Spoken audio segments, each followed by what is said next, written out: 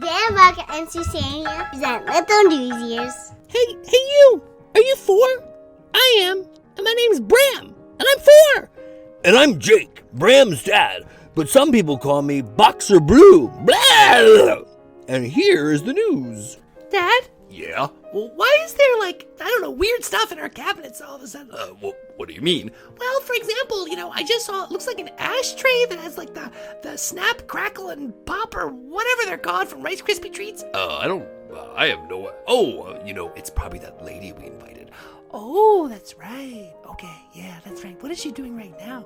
I think she's just sitting down on the couch. I want to explain, everybody. Hi.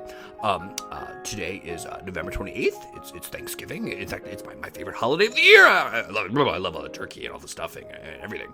And I saw an elderly lady that was lying outside on the street, and it's very cold in here in New Jersey. And so we thought it would be the right thing to do to invite her in our house. And so far it's been pretty good. But she's putting all these weird things everywhere. Like she put a plastic crab, like a pink plastic crab. I don't know where she got that either. And she put that right under my bed. I don't know why. Yeah, so she's a little eccentric, but she's here right now. Could you say hello? Hello. Yes. So let's start with the news. Okay, everybody. So I don't know about you, Dad. Do you like football? It's okay. It's not my favorite sport. As you know, I love tennis. Tennis is my favorite sport, probably. But yeah. So anyway, but everybody else, do you like football? Because this is like a big football night, right? Yeah. So I'm gonna tell you all about this thing I just learned about. 6-person football. That sounds really cool, doesn't it? 6-person football. How does that work? Well, basically, it was invented a long time ago. And actually, I think it's with the Great Depression. But I don't know much about the Great Depression. Excuse me, Matilda, could you tell us a little bit about the Great Depression, if you know anything about it? I was born during the Great Depression. My parents, were like everybody else. We thought we were very rich. We weren't, but we thought we were. We had lots to eat. We raised pigs. We went to church. We went to school. We had nice neighbors, and it was a very, very beautiful world. The thing about it is that people had really to be careful with their money, what they spent, where they went shopping, and things like that. Oh, thank you for telling us about the Great Depression. That was really nice. Yes, I learned a lot. So tell us about this sport. What is it?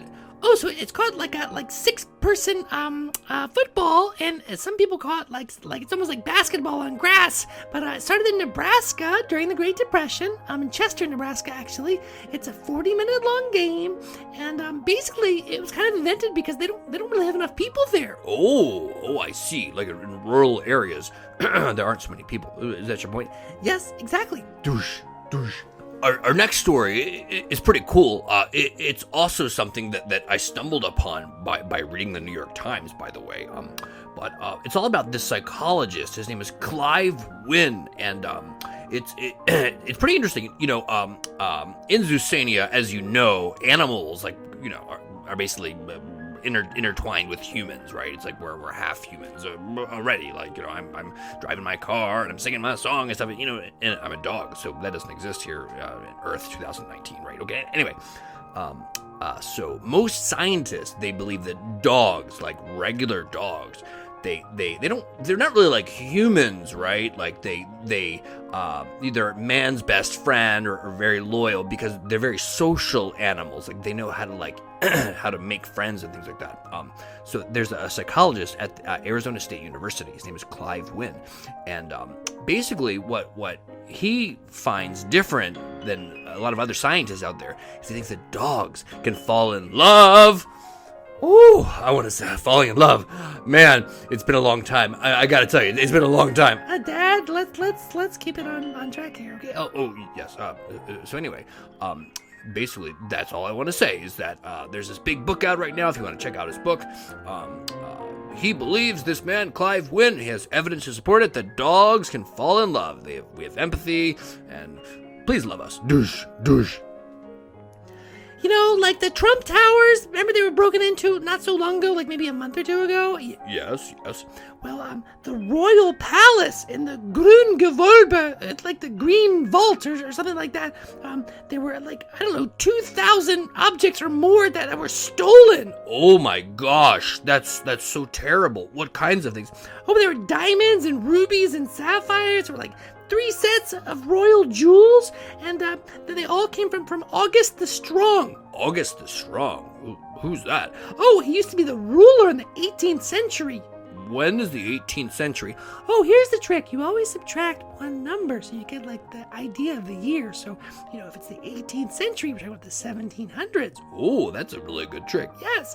And so this man, he ruled Saxony and also Poland and Lithuania. And they're his jewels. They were all stolen. And the police don't know who took them, but I think maybe 2 burglars came in. Oh my gosh. Douche. So, as you know, for some reason, we like talking about bees a lot. Little news here. So don't ask me why. Maybe kids like bees. I don't know. I know at the Liberty Science Center in New Jersey, they have all kinds of things about bees. It's pretty interesting. Anyway, very, very simply, scientists they've discovered that bees are really good at surfing. What? Bees are good at surfing? What do you mean, like on a surfboard and stuff? No. So bees. They basically, when they have to land in water, they can't get their wings wet. If they get their wings wet, then they can't fly. So what they do is they flap their wings. They flap little worker bees. These are the female bees. They flap, and they make a wave. And then the wave on the water, they actually ride just like a surfboard. Isn't that cool? Oh my gosh, that really is cool. Who discovered that? Some professors and researchers at California Tech. Really, it's pretty cool. Douche. Our last story is about animals, too. We have a lot of animal stories today, I guess. But today is all about rhinos. Oh, yes, rhinos. If you don't know this, boys and girls, there's something out there called poaching. Do you know what poaching is? Oh, poaching is when you hunt animals illegally, like against the law, and you like take their skin, their fur, their bones, their horns, or whatever, and you try to sell them. It's really, really bad. And in Africa, there are not many more rhinos alive, as I mentioned in the last podcast. One of the black rhinos has gone extinct. This is a while ago now, but there are only about 24,500 rhinos left in Africa. The number has it's gotten better. You know, in 2018 there were 892 rhinos that were poached. But anyway, they've invented this artificial type of horn because you see, the scientists, for example, this man is Dr. Volrath from the University of Oxford. He invented this artificial horn that looks exactly like a rhino horn. Oh, so that should really help things, right? You put that in the market, and then people are not like trying to buy they can't tell the difference. Well, that's the problem. We don't really know. In fact, there's a big debate about that because some people think that if you put an artificial one out there, then there becomes even more of an impetus, more of a motivation, let's say, a reason for people to get the real rhino horn. Isn't that sick? Yes, that really is sick. Well, everybody, I hope you had a really, really nice Thanksgiving. Did you have a nice Thanksgiving, Matilda? Oh, that's very lovely.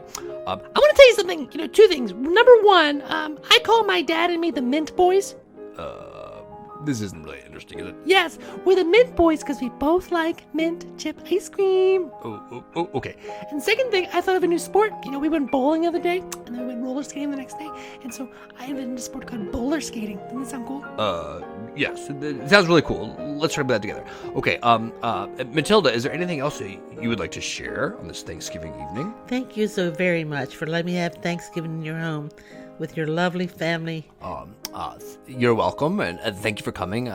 Please don't be a stranger. Next time we have dinner, we would love to invite you. Yes, we would. Please stop putting weird things. I saw some tinsel that you put under my pillow. Please don't put tinsel under my pillow. Anyway, happy Thanksgiving, everybody. Happy Thanksgiving. Happy Thanksgiving. Bye. Bye. Goodbye. Don't forget to check out our videos on YouTube.com and our teacher lesson plans and more on LittleNewsEars.com. May your sweetness shine and your colors glow. Blah. Sources for today's broadcast include the New York Times and the BBC.